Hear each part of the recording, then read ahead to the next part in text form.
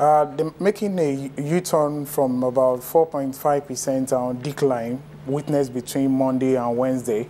The market ended in the green, recording about 1.06% appreciation today.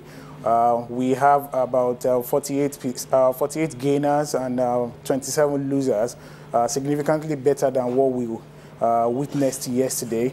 And top gainers, the likes of PZ Cousins, CCNL, and while the top losers are Afromedia, companies like Afromedia and other low liquid stocks. If we take a look at possible factors that could be contributing to today's performance, I mean, there are global factors to consider and local factors as well. I'm going to start off in the global arena. Factors like the European debt crisis, which has, of course, had a major impact on markets worldwide. To what extent has it impacted on Nigeria's? Really, starting from the global stage, we've witnessed the European debt crisis spiraling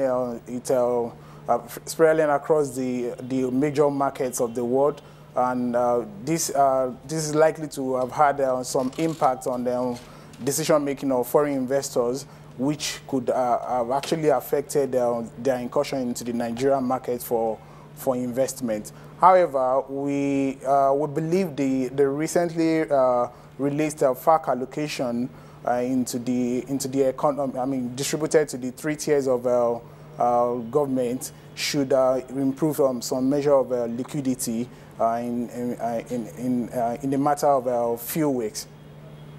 Well, let's take it then to local factors. I mean, we've had the FACC's allocation, which has brought interbank rates down. Let's look at the impact there, because it certainly resulted in quite a bit of increased liquidity in the market that many are saying could well last a few weeks.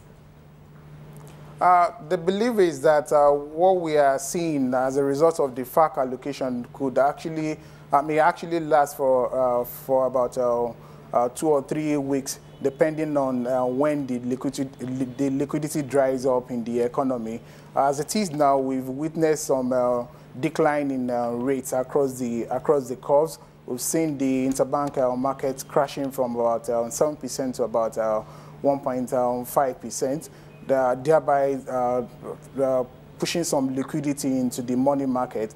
But on the other side, we feel that investors might likely make some incursion into the stock market as a result of the general decline in rates in the money market. This should give them some kind of impetus to invest in the stock market in the medium term. Well, banks specifically in the spotlight, with the CBN coming through with restrictions on margin trading yesterday. What have been the overall impressions of those latest comments out of the CBN? The markets now had a day to digest the news. The view is that banks no longer have significant appetite for margin lending again.